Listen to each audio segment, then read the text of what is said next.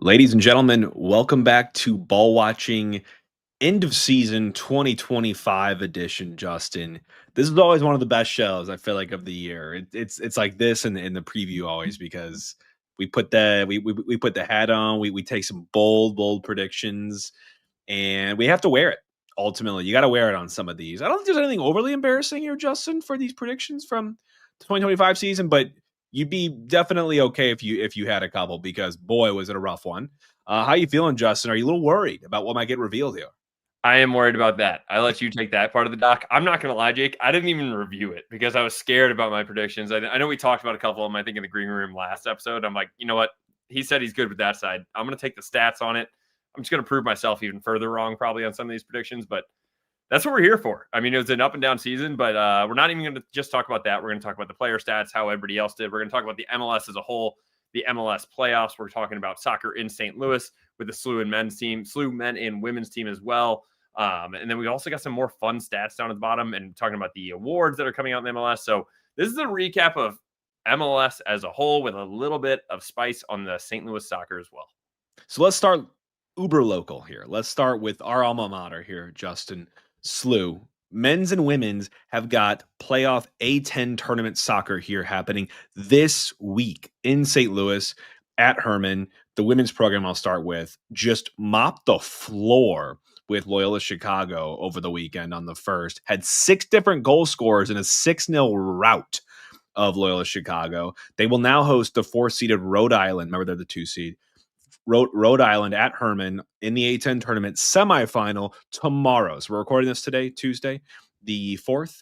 Tomorrow, Wednesday night at 7 p.m., SLU is hosting Rhode Island, the women's, at 7 p.m. to take them on semifinal. If they win, obviously they advance to the final, where that will be played on Sunday the 9th, so this Sunday. If Dayton wins as well tomorrow, Dayton will host. If Dayton does not win against Fordham tomorrow, we will host here at SLU. So the women's team off to a great start in the tournament. Seems like, I mean, that 6-0 is the biggest drubbing of the season, and it comes in tournament play, Justin. You know, I'm knocking on everything available here, but I feel good about a scoreline like that in a meaningful tournament. Absolutely. This is a time that this team, it's not that they've always been strong during the regular season. Yes, they've won the A10 how many times in a row. And they will actually, I would say they're going to win this tournament, knock on wood. But this is the team that, yeah, they don't just go through the motions during the regular season, but this is the team that really ramps it up. Katie Shields and team have been here plenty of times before, and I think you're seeing that with that 6-0 drubbing, and I'm excited for them. So again, like Jake said, they are playing tomorrow, a semifinal game at November 5th, Wednesday at 7 p.m. So tune into that game, and then that will ultimately decide if they are playing again at home on Sunday or if they have to go to Dayton. Yeah, and if you're not doing anything, get out there. I mean, the women's games are fun, dude. I've been to a host, definitely a lot more when I was in school there, but always fun to go watch those matches. And on the men's side, also playoff soccer here in St. Louis. They drew Rhode Island over the weekend, and that was a 1-1 draw where, you know, they crystallized where they would be in this tournament. They ended the season unbeaten in the last 7, and they moved to 8-2-6 overall and 5-0-3 in A10 league play. That's the 4th ever season for SLU men's to go unbeaten in A10 play. They do finish the season, Justin, ranked in the top 25, coming in at 24, just squeezing in there, saying, "Ooh, I'm going to squeeze right in here." And now they got the quarterfinal against LaSalle at Herman. They locked up, remember, SLU men's locked up the number 1 seed in the A10 with that 5-0-3 record. So they earn the right to host every match as long as they keep winning. So quarterfinal against LaSalle on Friday night at 7 p.m. under the lights. All games are on ESPN Plus. If you can't get there, I would recommend you check it out in person. But if you can't, it's on ESPN Plus. We did beat LaSalle 2-1 earlier on this season, late September. Despite conceding first, we came back and won 2-1. The semifinals will see the higher seed remaining play the lowest seed remaining. So whatever happens, if we win, we will play the lowest seed remaining in the tournament.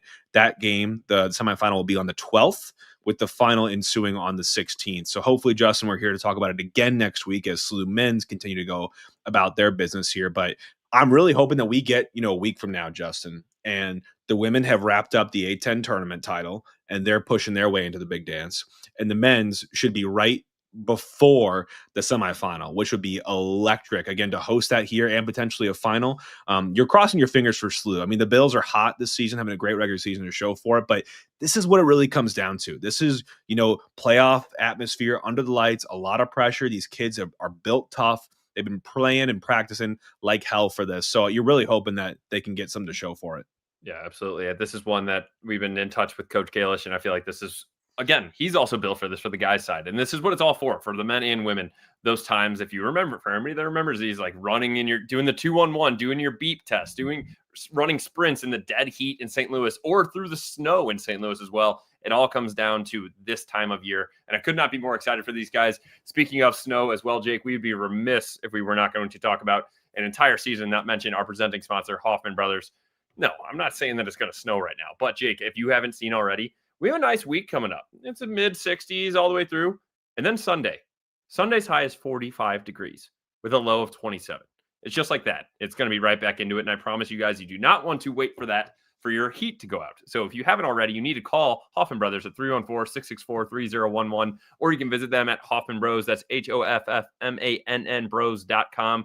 You can sign up for that home protection plan, and they will be out there lickety split with that white glove service that we talk about every time. Absolutely incredible. Love our friends at Hoffman Brothers. Been a great year. Another year as a presenting sponsor for us here at Ball Watching. We appreciate our friends at Hoffman Brothers.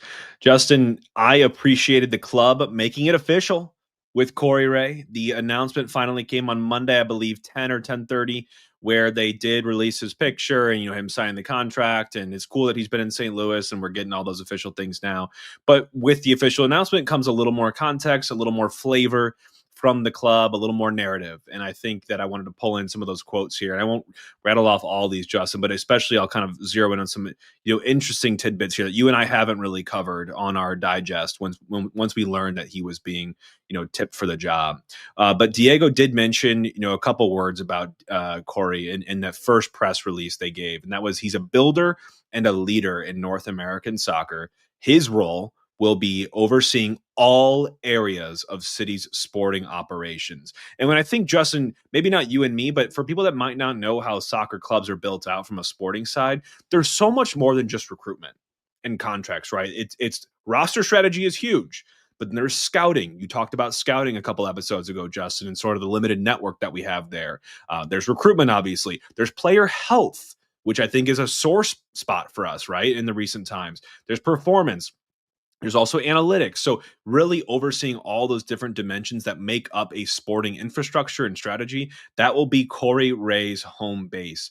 They cited his extensive knowledge of MLS landscape and building deep squads and recruiting expertise, things that we hit on, Justin. Last thing I'll say about their press release before we get into what Tom Timmerman had, with his piece on this was Corey, I liked also cited, and not that, you're not going to say this if you're a sporting director, but, you're doing – a lot of the times these quotes are, manufactured and very processed before they actually hit the paper. But he mentioned that the vision and ambition here from the fans and ownership group are clear to him, and that this is to build a winning and competitive team rooted in development, innovation, and community. Take community out for a second, Justin. I feel like we hear about that a lot.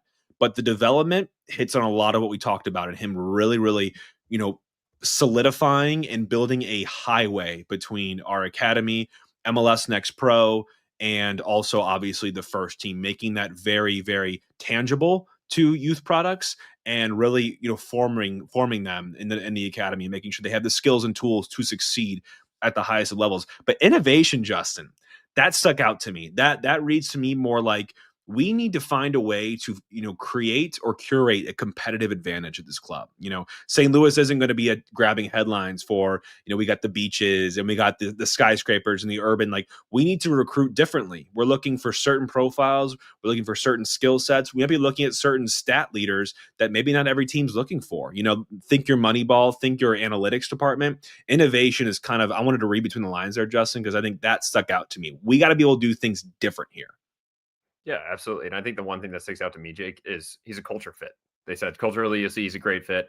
He's very high on collaboration and relationships, very low ego guy. But ego guy, but at the same point, extremely hardworking and detail oriented. I think that's a guy that we would really want to have in this position, and a guy that's already kind of proven himself, right? When you talk about what we did in Toronto, what he did in Columbus, but I think this is another opportunity for him to really showcase that. And honestly, in a club that's struggling, I hate to say that, but we truly are. And if you look at these last 2 seasons, we have a solid team. We'll talk about the stats and everything like that right now, but this is a guy that really wants to be able to show this. And if he's a head down, hard worker, likes to make relationships, which we already knew when we talk about the academy and City 2 and what he's going to be able to do with that. But this is a guy that I'm excited to have on board. And right now, his first step, not only with kind of finalizing some of these contracts and some of these options and looking at the rest of this, hopefully King Kess, fingers crossed, but then also looking for a new head coach. And this man is going to be coming in hot and heavy, ready to work. And I am extremely excited for that.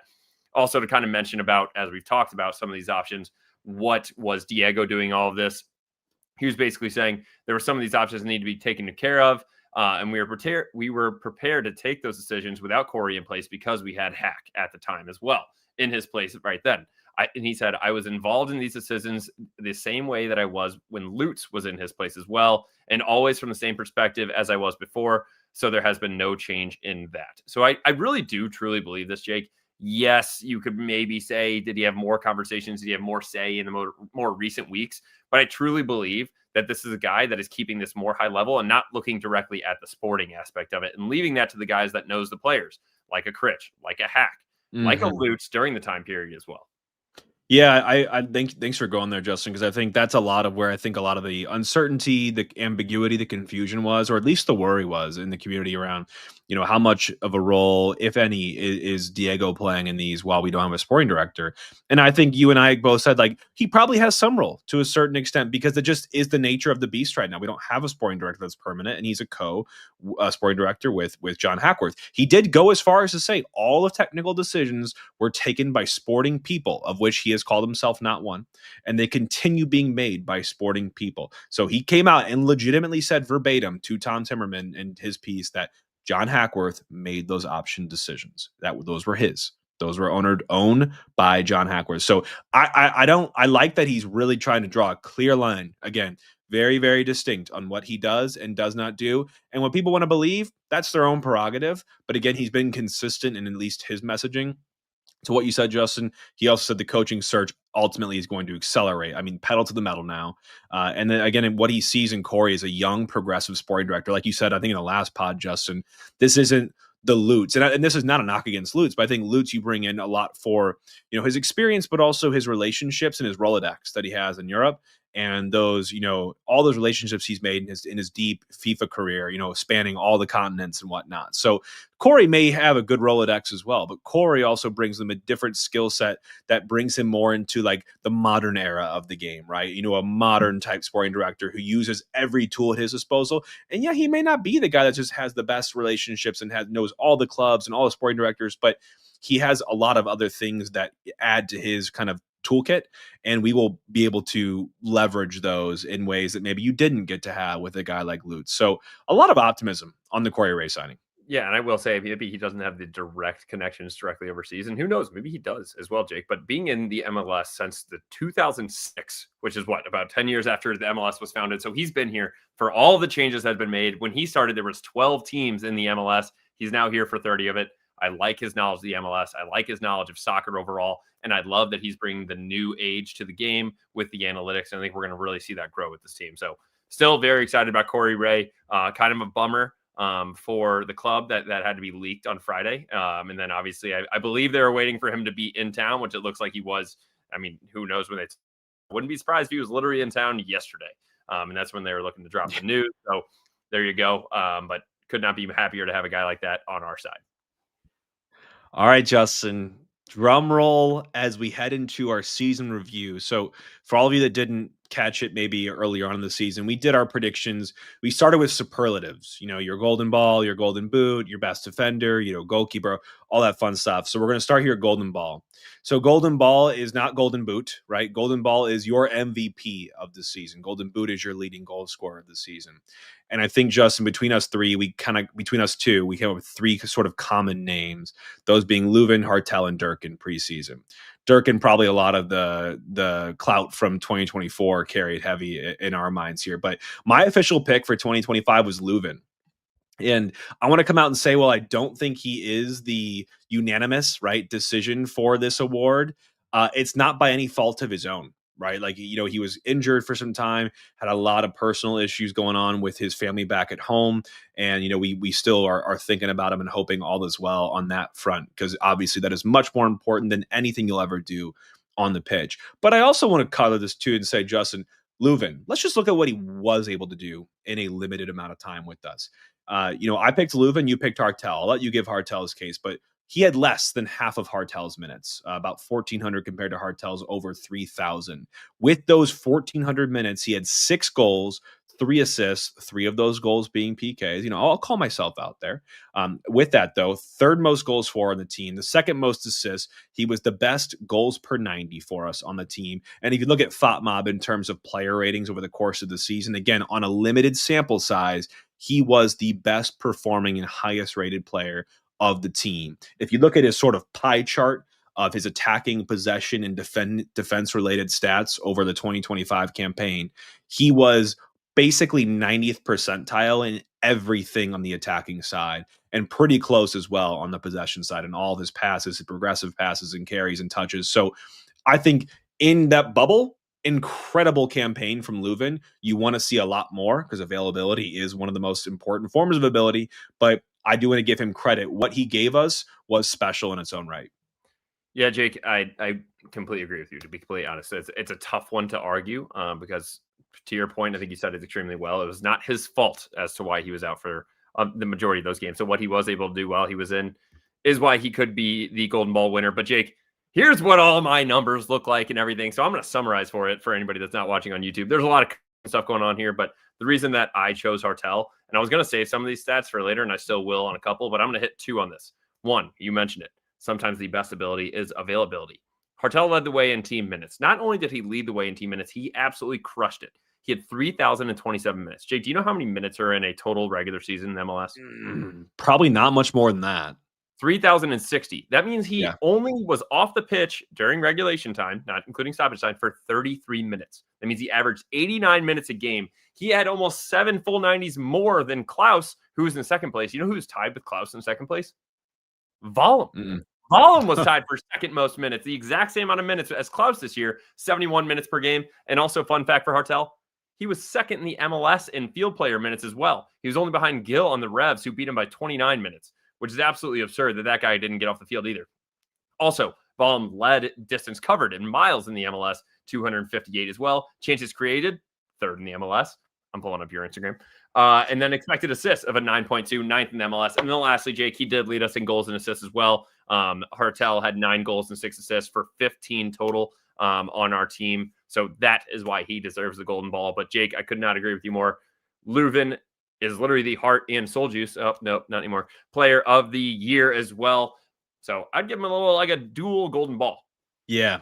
Over that sample, you can give him like a little mini one, if that makes everyone have a little one-size ball maybe. But Hartel, I think you got to give it to him. And I love it because if you weren't privy to the numbers, a lot of people are pretty loud online about Hartel and like, oh, he doesn't try hard enough. He doesn't run hard enough. It's not there.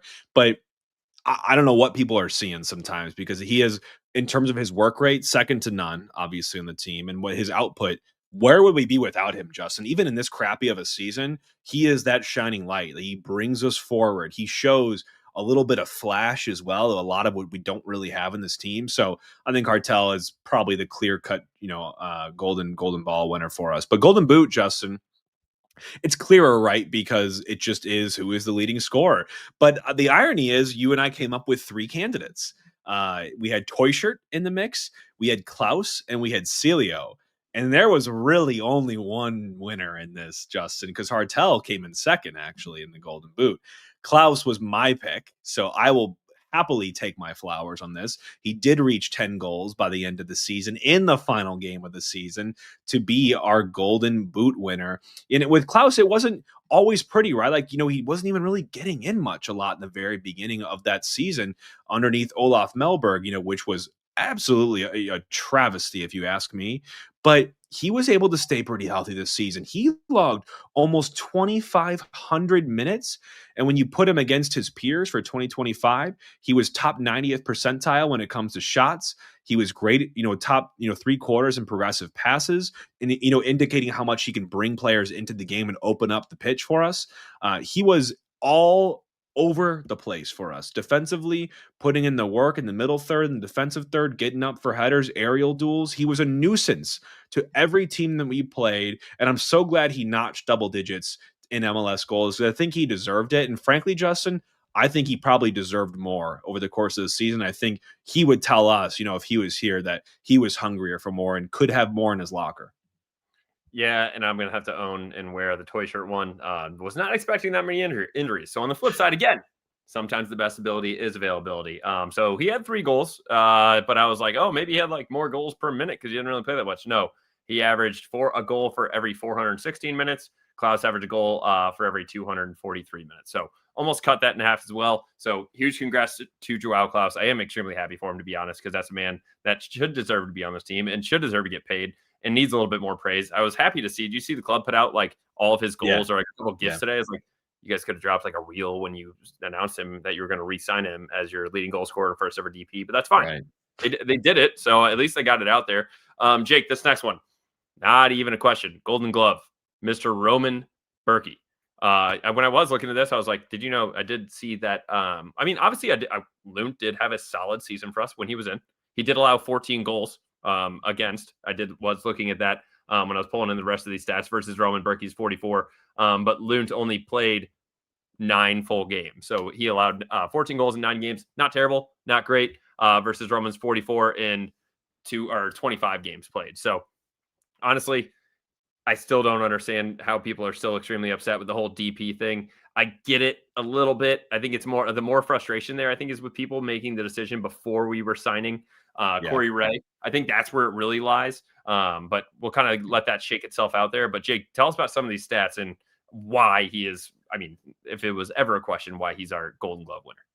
Yeah, I think with Berkey, obviously we were hurt with that injury, but I think Lund acquitted himself relatively well. But when he comes back, you realize that it's not just the shot stopping that we miss, right? It's the ability to be a fulcrum in the attack from the back, and the ability for him to drive us forward, whether that's through a long launched ball right on the foot of one of your attackers, or to play a line splitting pass into the midfield. I don't really think, Justin, he made really any mistakes this year.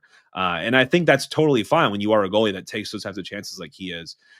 He was number 8 in goals against on the season. He made the 5th most saves in the league, just outside the top 10 in terms of save percentage. However, and again, this isn't just him, he only had 6 clean sheets, 4 of those, which came in the first 4 games played, which is absolutely mind-blowing.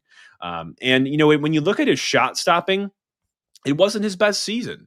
But from the eye test perspective, Justin, I know we're layering in some stats here as well. I know that, some people might think, hey, he's getting up there in age, right? When we're signing him to a DP deal, like, what are we really thinking with a guy that, is 34, about to turn 35, and you're going to get, into his later 30s with this deal? When is that regression coming? We looked at Lloris, like, potentially in LAFC, and we've really not seen the best of him for that team, but he's on a good team, so it kind of gets hidden a little bit. I think with Berkey, less is more sometimes. I think we can do better to protect him. I feel like a lot of the chances that were conceded this season were very, very high danger, high percentage, high XG value chances. And there's not much you can do regardless of who you are when it comes to a lot of that. So I think versus 2023, where we were still conceding a lot of chances, but they weren't all just super high danger. I'm not too worried about the regression here, Justin. I think it's going to happen, but I think it's going to be gradual. And I think the trade-off is better for us. We still get such a good ball player out of the back. And when you have ball playing center backs too, add all that together and you've got a really solid defense that's comfortable. There's no grenades in the back, right? We're all comfortable on the ball. So I think everything begins with him. He's a leader on and off the pitch.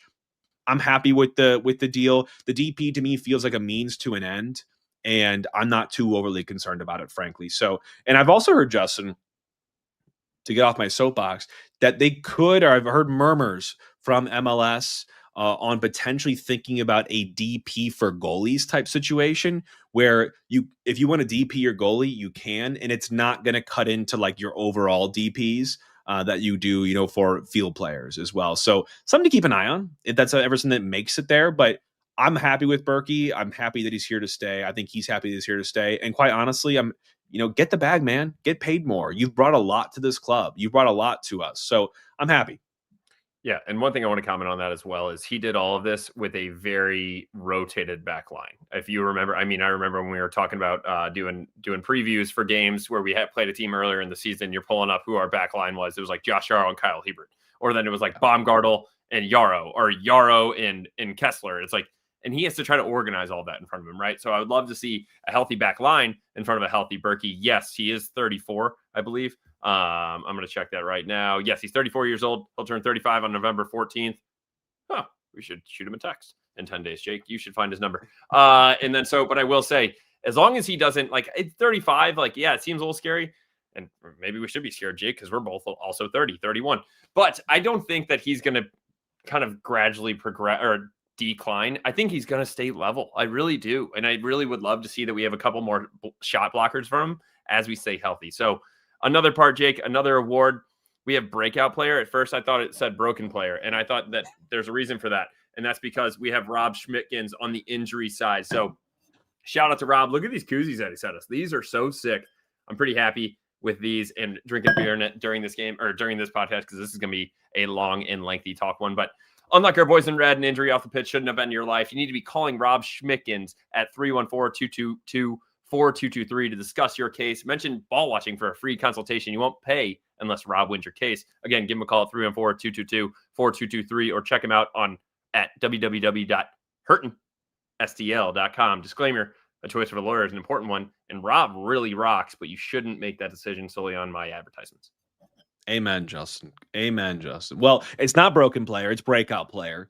And frankly, Justin, I think we were right on the money here. I'm curious what people would have thought about our candidates. The three that we had listed out potentials were Indy, who obviously was traded right at the beginning of the season, right after we got kicked off, Celio, and Wallem. And I think for me, of those three, absolutely, it's Wallem. I don't think Celio, for as fine as some of his cameos were and as cool as some of his goals were, I still think Wallem proved himself to be a really, really talented player that, is a little bit of a switchblade, right? He played virtually every position for us this season. Left wing back, right wing back, left back, right back, in the midfield. He did it all for us. And I think what I was most pleased with a guy like Wallem was his engine, his work rate, as well as his ability to chip in on the offensive front. We saw his ability to be able to drive forward on the dribble. There's not many guys on this team, in my opinion, Justin, on our team right now, that have the technical ability on the ball that Wallem does. He is not a huge guy, but a low center of gravity. That ball sticks like glue to his foot. And there weren't many guys that could knock it off of him. So I like his ball retention and his ability to get forward and connect with teammates and generate shot creating actions. He was almost in the 90th percentile when it came to fullbacks this year in that category specifically. So he's more an offensive minded guy, but very comfortable on the ball. And I know you can't find yet, that right perfect spot for him, but I would love a future with Wallem. I think he's a really, really talented player. I know he's technically not our player right now, and he's back at his home club. But I would love to find a deal that works for both parties here that can get us to have him on a longer term basis. Because I know you want to find specialties, you want to find your niche, right? But for a guy like that you could insert and plug and play in many different areas, especially given certain crises that might happen, I think I liked a lot of what I saw from Conrad Wallem, and I think he blew my expectations out of the water, and he was just a fun guy to watch. Yeah, absolutely, Jake. And this is one that he is for sure the breakout player of the year, because I would have never put that he was fourth on the team in goals and assists. So you have Hartel with 15, Klaus with 13, Leuven with 9, and then Wallem with 5. And that's because he had 4 assists plus a goal. So this is a guy that got up and down the field. And also, I want to give a quick shout out. I thought I saw this on Instagram, and I just had to double check. To STL Citizens. They put him as defensive player of the year. And I would say, Jake, another part of that is the best availability. Sometimes the best ability can be availability. He was second in the team on minutes, tied with Klaus.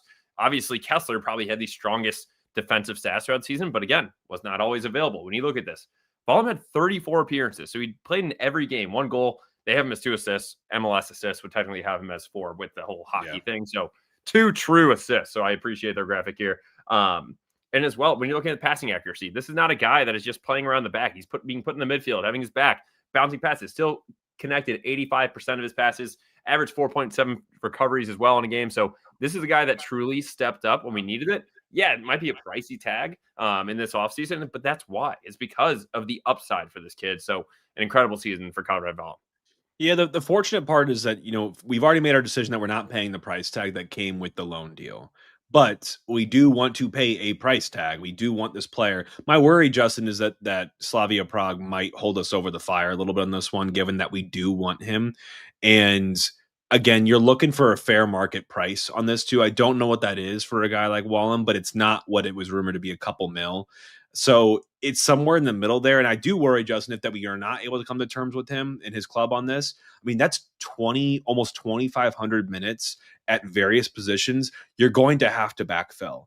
And as much as he was a lone player, it kind of sucks to have your breakout player be a temporary player. So something to watch right there. Like if you're not it's not him, it's got to be someone else. And it's just a bummer because you invest so much in these loanees. Sometimes when they have great seasons, those parent clubs might just say, okay, thank you guys. We're going to take him right back and either integrate him here or sell him for a profit. So it's part of the business, but it's unfortunate for him to kind of have that whiplash of a season here. But I would love to have Wallem back. Absolutely. And I don't think it's a question there. It's just a question of what would the cost be. So yeah, we have 2 more awards that we wanted to talk about real quick as well. Filthiest player. In the preseason, we thought it would be Hartel, Ostrak, Indy, or Celio. I think you could obviously nix Indy, even though he did have 5 goals and 4 assists up there for Philadelphia. Just saying. And then Ostrak, I don't know if he really had enough minutes there. I will say when he was on the ball, I think I know this. He had 91% pass accuracy. And so completing his passes. So 91% of the times when he tried to pass the ball to somebody, it got to their feet, and 77% on long balls as well. That's included in the pass accuracy. So this is not a guy that was also just playing bouncing balls off. He was playing that 6 role and having to fight with his back to it, trying to dribble through guys. So I do want to give him a shout out there, but I don't think that makes him the filthiest. I still think, Jake, that Celio is the filthiest guy on this team. I don't think that his numbers from a minutes perspective, goals, take on things like that would scream that to you. For actually giving him an award on the season. But if you want to if there's the full list of the team, who is the last guy that I want to have to take on in defending one-on-one, it's Celio Pompeo. But I will give you your flowers because you picked Hartel. Yeah, I picked Hartel. You picked Celio. I don't think there's a clear cut because filth is like so eye test, right? Like filth when you see it. There's no, X filth on the stats. There's no XF. So there's take-ons and there's one-on-ones. And again, even that, I don't think tells the full story because I think the Celio filth and a Hartel filth are very different in the skill level. Like Celio, again, that 1v1, the step overs, the quick body shifts, the fake outs, he's got it. He's your best 1v1 dribbler on the team. Hartel is more the flicks and tricks and one-touch passes and no looks. Like that is kind of his stamp. I also think I'd throw Klaus in the mix here, Justin. We saw the dinked passes, the deft touches, the back heels for assists to teammates as well. We've got some guys that have some of that tricky in the locker, which is fun. Like everyone likes to see that, right, as fans. So I don't know, Justin. Is there a clear-cut winner here? Because I think we're looking at 2 different flavors of filth. I would say, as far as filth goes, for guys that got meaningful minutes this season, I got to give it to Hartel. Okay. And actually here, this is why I was pulling this up. I knew we mentioned this, and I don't even know if we covered it that much on the last episode, but RSL, this ball, Jake, put it. I know this is the one that I was looking for, and I'm glad I found it quickly. Watch this outside of the foot pass right here. Or sorry, inside of the foot, but just absolutely megs the guy to get McSorley and just misses it wide. But Hartel is just dragging him out. They're putting a replay here. Whoop, whoop, whoop, right through his legs. That is not accidental, folks. That is because Hartel is absolutely filthy. So when you get him on the ball, I will give him the filthiest player of the season.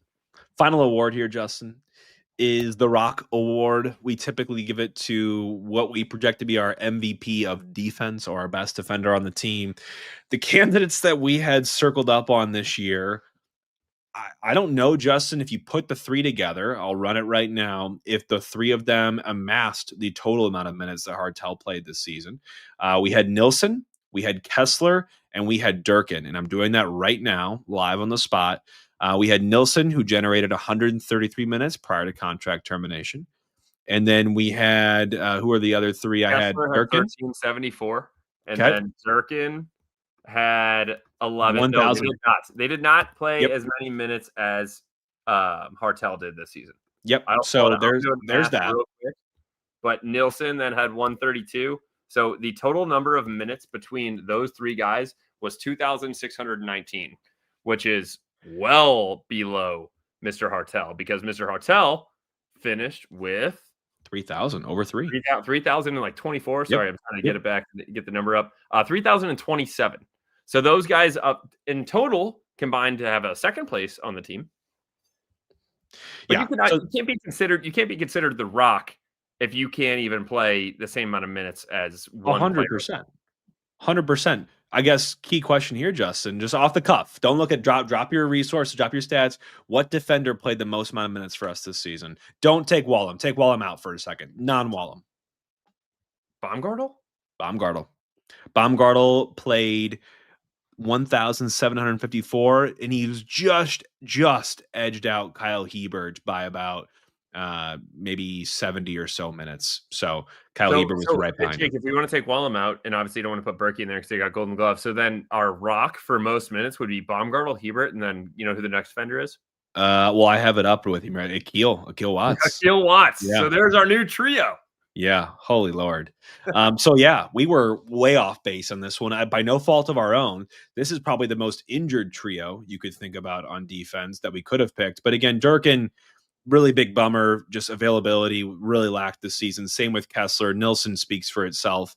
I don't think it reflects poorly on any of them, but if anything, it tells that larger narrative that defensively we were shook to our core this season. We just needed bodies at times. So the inability to field a consistent back four, or at least three of the back four or five at the time, throughout these matches, I think really hurt us in the beginning. And if anything, this award should be given to the collective for just getting us over the line, because it was ugly at times.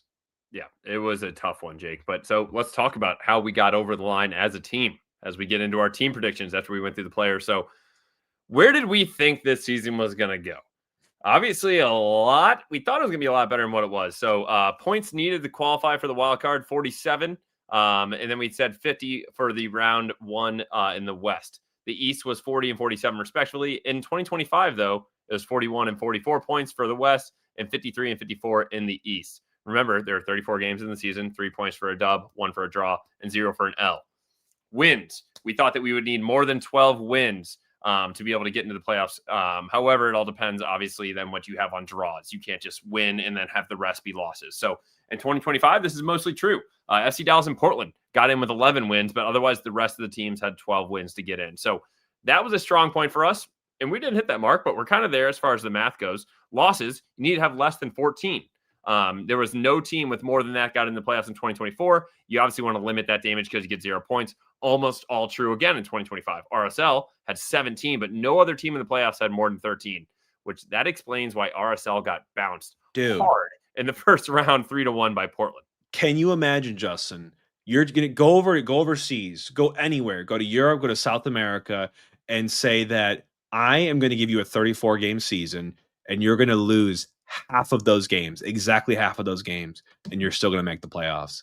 That is baffling to me, right? I mean, it just shows you how low the bar is, especially this year in the West. Like 41 points as the bar for the wild card, albeit, is crazy considering the bar was 53 in the East. It just shows you how open this was, even this year, and it just, again, exacerbates my frustration with not being able to field a competitive team here. But draws-wise, we said that, those kind of fill in the gaps, right? We talked about 12 being a must for wins at a minimum, losses no more than 14, draws that would leave you with about 12.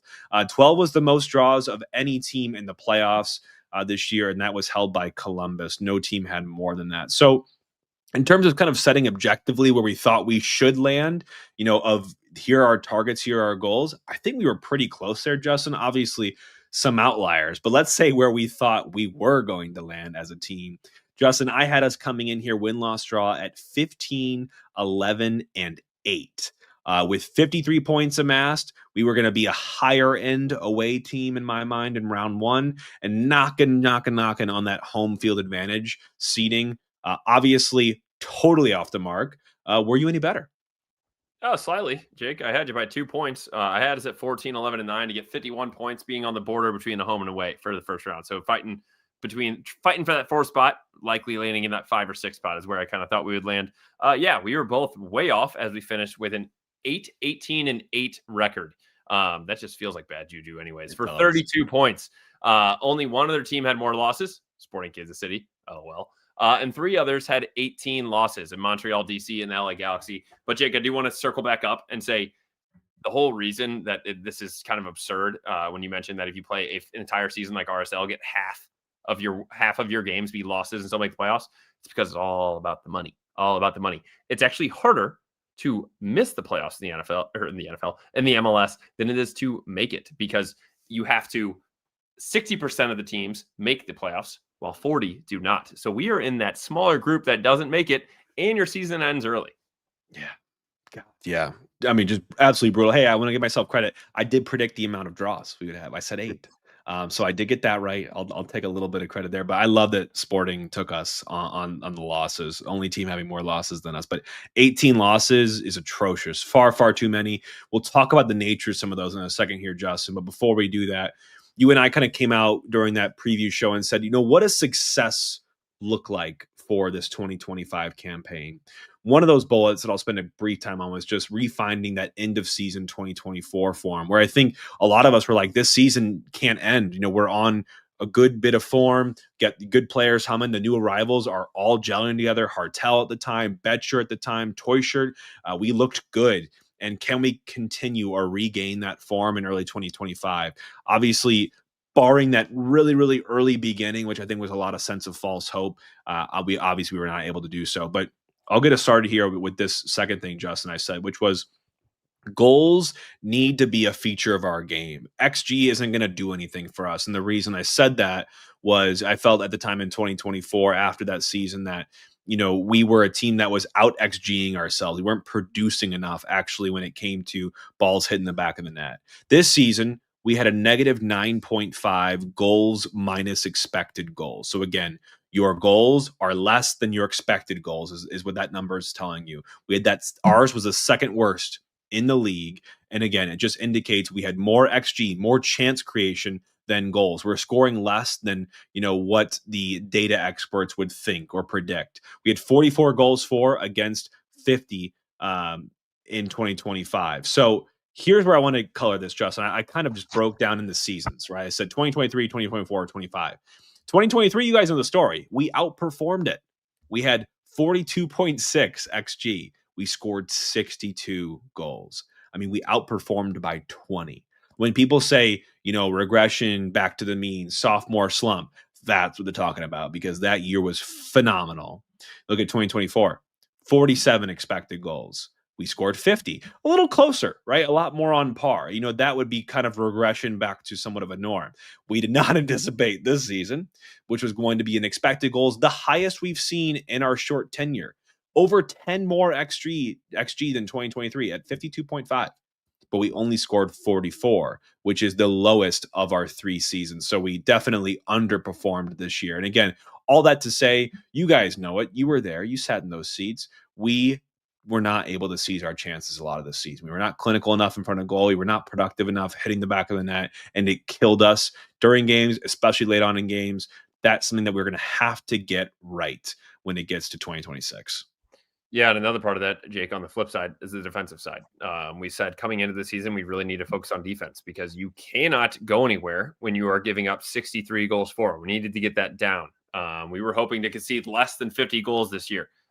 We did not hit that goal. And I'm going to take us through by the years, because we conceded 58 this year. But what did we do in 2023? Which explains everything, right, Jake? If you look at 2023, we outperformed our expected goals against. We expected 50.1 and we allowed 45. So not only did we outperform our XG, We outperformed our expected goals against, which is why we absolutely skyrocketed to the top. 2024 got a little bit closer, but we actually underperformed. So we were going to allow 57 for XGA, and then we allowed 63. And then this season, it's almost spot on. We had an expected goals against of 57.3, and we allowed 58. So again, that defense there, it was still a little bit shaky. I do want to give a little bit of that to our rotation on defense in front of Roman Berkey. The fact that Rome was out for I think 9 games or so as well. So that is not something that I really want to hang our hat on this season. I do think it's something we can move forward for. If you want to look at like a Kessler and a Fall in the back, maybe a Baumgartel there. I think we're going to have stronger wing backs. If you give Totland some more time, then whatever's going to be going on in the left back, because that is an absolutely revolving door ever since John Nelson left. So the last thing I want to say on all of this is I wanted us to focus on being able to close out games and close out halves. We will touch on that later because we still didn't do it again this season. Yeah, let's go to it right next year, Justin. Our final goal that we had in this whole season preview, and the rest of this content will be all review focused, and we'll talk about MLS here shortly. Was our overarching goal was City needs to meet. If you want to meet expectation, where is that bar? And that bar for us was round 1. You got to get there. If you want to exceed that, then you have to win the matchup in round 1 and make a conference semifinal appearance. That was what we deemed to be a successful season with bonus points given for a deep run in the U.S. Open Cup. Obviously, neither of these happened. No points for you.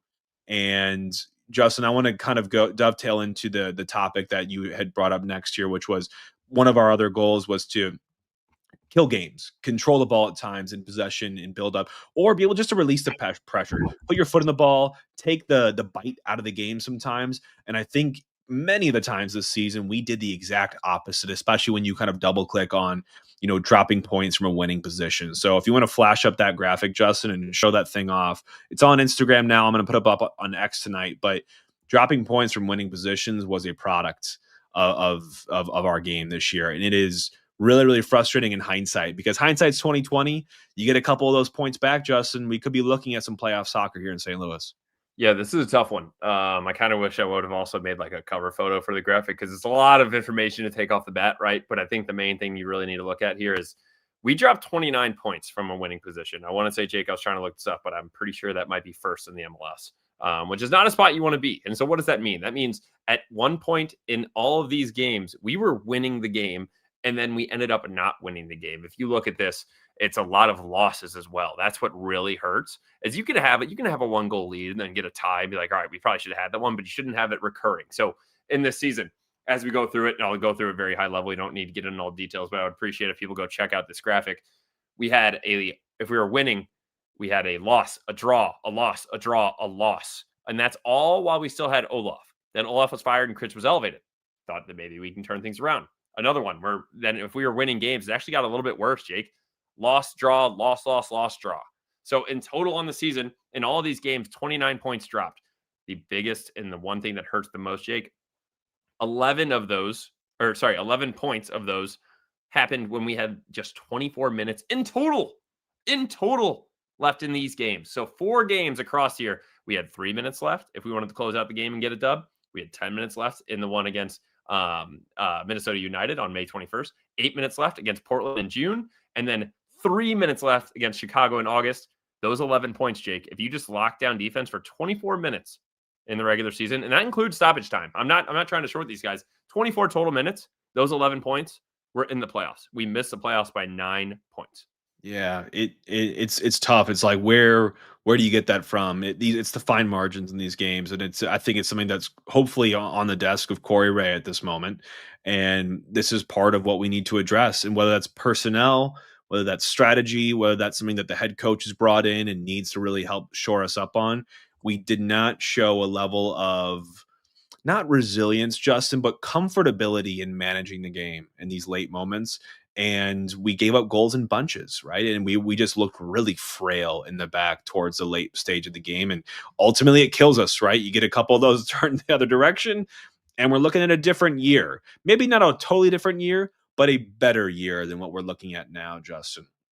So team stats, facts, Justin, did you want to go to anything else that we wanted to walk through in this team that are memorable from the season, or do you want to kind of talk through our takes on the MLS awards so far, our playoffs? I want to run through a couple of these, Jake. I'll Yeah. skip over it. We already talked about minutes and goals and assists, but there's some fun ones to compare on where we sat in the MLS as well. So I'll run through them pretty quick. But XG. Klaus at 11.62, then Hartel at 7.75, then Betcher at 7.6. City as a whole finished 14th in the MLS with 57 points in XG. Vancouver finished first with 76 XG, which is the most since the MLS has been tracking that in the last 3 seasons. And then second place was 7 points behind them on that.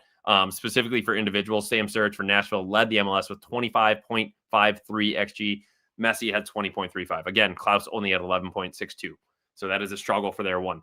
These two crack me up, though. Fouls. Who led the team in fouls this season? And some of these are kind of pointless, but still kind of funny. Vollum led the team with 52 fouls. That is a foul every 47 minutes. That man was fouling twice a game. Klaus was next with only 35, and then Durkin did lead the way in frequency of fouls for every 36 minutes that he was on the field. So about 3 fouls a game. City did reduce our total foul count by over or just about 100 year over year, from 472 last year to 374 this year. And we reduced our yellows from 91 to 66. So we did tidy that up a little bit this year. Another one that I want to call out, key passes. Hartel absolutely smoked the rest of the team in that. He had 94 key passes. Vollum and Klaus were next with 38 and 35 respectively. MLS, how did we fare in all of that? Hartel is fourth behind Christian Espinosa for San Jose, who had 114, which was the highest by far as well. He was 12 more than anybody else. Fouls suffered. We talked about Vollum. He also actually suffered the most fouls in the season with 40, with that Klaus at 32 there as well. And then this one I thought was pretty funny, Jake. Shots with your left foot. What is going on? Who are these guys that are just using their left foot to stand and run with? Unfortunately, Leuven only hit 8% of his shots. 3 of his 40 was with his left, while Mekhi Joyner went 8 for 8 using his left foot, did not use his right once. So if it ain't broke, don't fix it, fellas. Joao, Klaus, and Hartel were more well-rounded. They had 26%, which is actually a pretty solid margin when you're looking at this. If you want to look at it compared to Messi, Messi only hit 11% of his shots with his right foot, his off foot. Headed shots, Klaus had 34. Betcher then had 11. And then it was center backs after that. But one thing I want to call out is that Klaus was actually third in the MLS and headed shots behind Sturridge and Ponce as well. And then Benteke was fourth with 33. Last thing I wanted to mention that there is because aerial duels, Klaus had 125, winning 60% of those. You know who was next, Jake? Not a center back, not anybody big.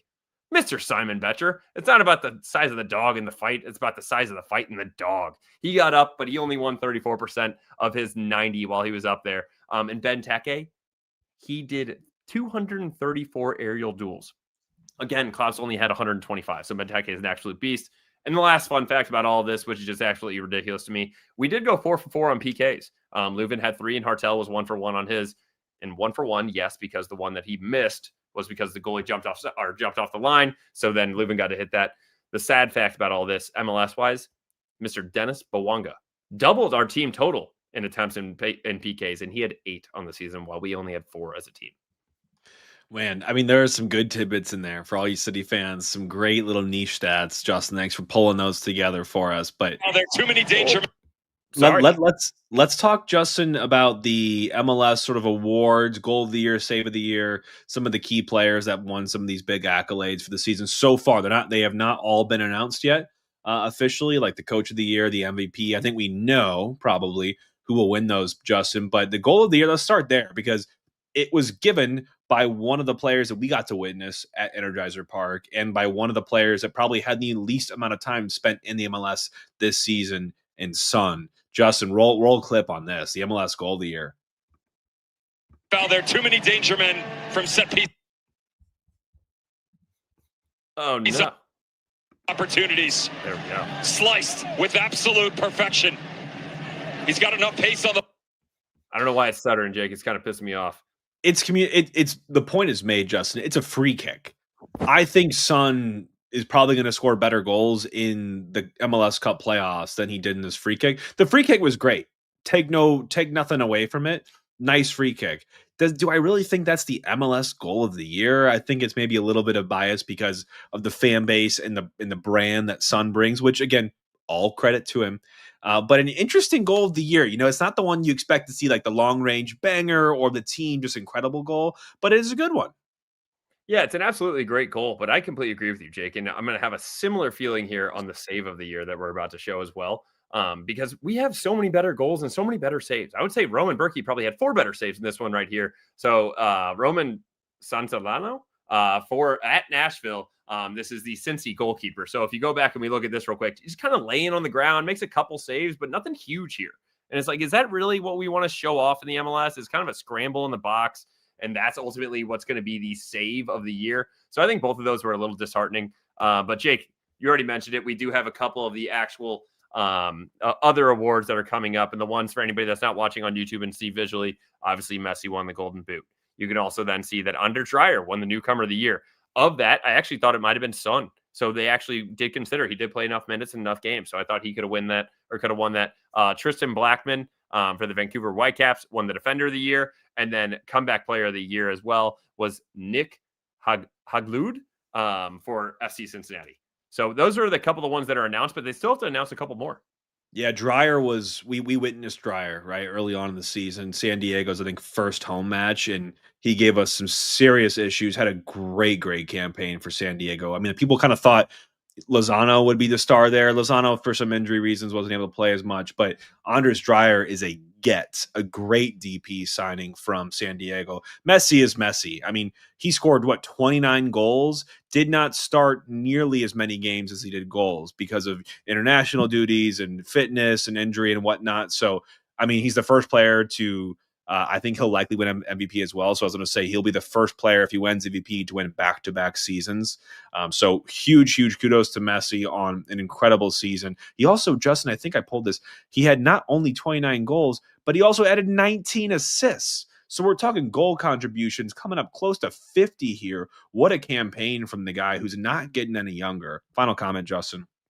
Tristan Blackman, a guy in Vancouver, had a great season for them. Obviously, such a good season that he got onto the U.S. men's national team picture. And this is not a young guy anymore. So when you're being able to break out at this point in your career, you're going to get eyeballs. And it doesn't matter where they're from. You're going to get maybe national team eyeballs. I don't know if Blackman, makes the jump into the roster, but clearly there's a respect there for the league here. Right, if we're looking at it as a men's national team, Mauricio Pochettino puts that sort of credit there. So these awards mean something. I know that for us, we're not in the running, right? It may not matter as much for us, but, these players, very solid, special players that are putting together exceptional campaigns. But some of the coolest ones are yet to be announced. Yeah, absolutely. The MLS Young Player of the Year, which I love that it says, to be eligible, players must be born after January 1st, 2003. That hurts my stomach. Because these guys are 22 years old, like they're legit, like that is not that young, but you have to at least make that as the lowest possible age there. So Alex Freeman for Orlando City, Diego Luna, Real Salt Lake, and Obed Vargas for Seattle Sounders, who I believe actually scored again last night. So MVP race, you already mentioned, it's likely going to be Messi, but if it's anybody else, here are the other nominees: Pawanga, Dreyer, Evander, and Sam Surge for Nashville, and then Schmid, the MLS Coach of the Year. I have a feeling we know who this one's going to be, but the other options would then be Jesper Sorensen for Vancouver Whitecaps and Mikey Varas for San Diego FC. Actually, San Diego FC, that'd be a pretty cool one because that's also what Carnell didn't Carnell win in our first season? No, he was a finalist and he did not win. They gave it to he is a finalist again this year for the Philadelphia Union, and obviously being a new head coach there for them, and they won the Supporter Shield. I have a feeling it's going to be going to him. It's actually really similar what's happening to Carnell now because he was bypassed. It was given to Noonan. Also STL guy. Yeah. I don't have a huge amount of issue with that, but Carnell was, hey, the expansion team had an incredible season. Let's consider this guy. And he didn't win it. Now he is the guy that's already done that. He's been a finalist and now he took Philly to, again, an incredible season, still going in MLS Cup, but is he as good as his counterparts in Jesper Sorensen, who took Vancouver, again, in his first season with the club to the echelons we've seen them compete in? They're obviously still alive as well. And then Mikey Varas, who, again, an expansion team, so kind of what Carnell was in 2023. How do you get an expansion team to be as competitive as he did in San Diego? All three great candidates, Justin. If I had to put my money somewhere, I think that they're going to get to Sorensen for what he did with Vancouver. That's not a bad idea, Jake. That is an absolutely high-powered offense. And they were missing Brian White for a little bit with some injuries and for some U.S. men's national team call-up, and that is obviously their best player. So that's an incredible team up there. That's also Berhalter. So solid squad. But as you mentioned as well, We do have Philadelphia Union still in the MLS playoffs, and so are the Vancouver Whitecaps, and so is San Diego. So what are the odds? The coach of the year is still rolling hot. But one thing I do want to call out, Jake, is that we have five games that are going to the third game in their series. So remember that you have the wild card games where Portland beat RSL and Chicago beat Orlando. Then you get into the round one, and it's the best of three series. And we have five matches coming up, and I'm very excited about those. But before we hop into those, you had LAFC take care of Austin there. That was not hard whatsoever for them. They won 2-0. Vancouver took down Dallas. Also not hard for them. They won 2-0. Sorry, when I say 1-2-0, they won both of their games. Did not need to play a third. And then also you have Philadelphia, who took out Chicago Fire in 2 games as well. So now we have these upcoming 5 matches that are coming up. And this is where I'm extremely excited, Jake, to kind of touch on this. And looking at our lines at FanDuel Sportsbook. So you have these games. You have Charlotte's at home against New York City on Friday at 6 p.m. our time Central. Then you have Minnesota United versus Seattle Sounders at 3 p.m. on Saturday. FC Cincinnati and Columbus at 5 p.m. on Saturday. Inter Miami and Nashville at 7 p.m. on Saturday. And then you got Sunday Night Soccer again with San Diego and Portland. That is a great way for the MLS to go about this. I really do appreciate it. They know college football is here. They know they got the NFL coming up on Sunday Night Football as well. But they're just going right at it and saying, hey, we're going to compete for this and we're going to give the fans what they want. Jake, what are some of your thoughts on these games upcoming? And then I'll take us through the parlay. I'm expecting, just to go down the line here, a big game from Wilf Zaha in Charlotte. Up against it here, 1-1. Can you push into the next round? I think Zaha's going to carry this team past New York while at home. Minnesota plays suffer ball. I think Minnesota could somehow oust Seattle potentially here. It's not going to be pretty from them. Does Seattle have enough in the tank with the vets and the experience, being that far at certain points in their time? The Cincy Columbus series is awesome, right? It's the hell is real derby. It's going to be an electric game. If you're a casual, I would highly recommend FC Cincinnati and Columbus. Some good St. Louis connections there too, with Noonan still at the helm in Cincy and Schulte in net for Columbus. Miami Nashville is the big commercial game, right? It's all the stars, and it's Inter Miami at home. Does Messi, Busquets, Alba have some magic left to send off Busquets and Alba into retirement with another round at least here in the MLS Cup playoffs? I think we'd all love to see a continuation of that story. But San Diego, I don't see a problem here. I think San Diego gets it done against Portland and moves on to the next round. And you look at this next, this next. Would that be the quarterfinals now? No, sorry, conference semifinals now, Justin. You're looking at the teams that are left. Vancouver, LAFC, Philadelphia, all the ones you just mentioned, all very, very good, well-rounded teams. But I think the matchup I'm most looking forward to, Justin, obviously, is the one that's already been announced, and that's Vancouver, LAFC, both put together impressive campaigns in the West this season. Vancouver was so unlucky to not get the number 1 seed as San Diego swiped that on decision day. But a Brian White, Thomas Muller versus Son and Buanga in the playoffs, in the conference semifinals, sign me up. I'm absolutely going to watch that series. Yeah, absolutely. And give me the over in those games. Yeah. So, all right. So running us through how we made this parlay as well. First one, Charlotte is hosting New York City. We think Charlotte gets it done. So what we did there was a double chance. That means at the end of the 90 minutes, Charlotte will either have won the game or it will be tied at that point, and that leg of the parlay will hit. Then you move into the next one. Minnesota is hosting Seattle Sounders. I think just that game, if you watched that game again last night, it's been an electric series. 2 very high-powered offenses, and you think about like former U.S. men's national team guys that are playing for Seattle, like Jesus Ferreira is growing his hair out like it's almost down to his butt. That looks ridiculous. And then you have Jordan Morris, who is still grinding up there. Roldan, yeah. With Roldan as well. U.S. men's national team graves everywhere. But they are still high-powered offense, and you could bet your sweet bottom dollar, Jake, that Anthony Markanic's getting a goal, and we're taking the over 2.5 in that game. And then we're going to go down to Cincinnati versus Columbus, and we're rooting for the hometown hero, Mr. Patrick Schulte, SLU alumni. We're taking the home team under 1.5 goals. That means Cincy is not going to score 2 goals on Mr. Patrick Schulte. I think he stands on his head and gets this one done, and I ultimately think that Columbus then goes through. And then I'm also going to the Inter Miami game. This is just an easy one for me. I think the Miami team is too hot and too heavy. They're probably going to go up 2-0 or 2-1 at least in this game. And then knowing that this is a must win for Nashville and they're on the road, they're going to start pushing. And I think Miami slots a third one home. That gives the home over 2.5 at plus 120, a dub. And then we move on to Sunday night soccer. And I have absolutely no doubt in my mind that San Diego is going to take care of the Portland Timbers at home, and they are going to be moving on. I wouldn't be surprised if they win that game or 2 or 3. And that, if you put all those together and wager $10, you will win $136 on FanDuel Sportsbook. It's not live yet in Missouri, but it will be on December 1st. So if you need to cross over the river, go do it. They have some boosts aligned with these as well once you get into the weekend. So that is your ball watching parlay for the MLS Round 1 Game 3 series. Excellent parlay. We'll absolutely be making the journey to ride on this one here, Justin. The season's over for us, at the city front, but, we're still watching these games. I mean, they've been some really, really good games so far. Good for MLS, right? As a product, you want excitement, you want goals in the postseason, and they're giving it right now. And I do not think that's coming to an end anytime soon here, Justin. But long episode. Got through our season, review, post preview. Now we got through our superlatives. We got through an update in the playoffs. We got through some incredible stats from City in this 2025 campaign. And you've got some playoff soccer in St. Louis with SLU playing the A10 conference tournament. So a lot to be on the lookout for here, Justin. We have our sporting director in place. Things seem to be moving in a generally positive direction. And I'm excited about it. I'm extremely excited, Jake. This is one where we finally have some more news that is more uplifting with this club. Yes, Corey Wray has a lot on his plate and a lot to get through, but we do have some time. So whenever you want to be patient, give him some time there.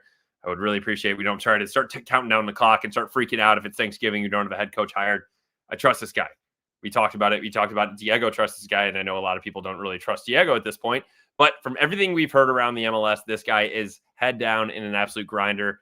He keeps his head down. Wow. I was just going to say that he has a low ego. That's where I was trying to get with this. And it's a guy that's just going to work hard. And it sounds like he's going to be shaking hands and meeting everybody as well. So hopefully we'll get to see Corey Wray soon, but I'm excited for this club going forward. I am too. Well, good times ahead, Justin, as we enter into November here. And a lot more news coming up here, and we'll be breaking it down for you all on the pod. But in the meantime, catch some MLS Cup playoff games. Been a good time. Catch SLU as well. Support local. Go Bills. And we are all for City. All for City.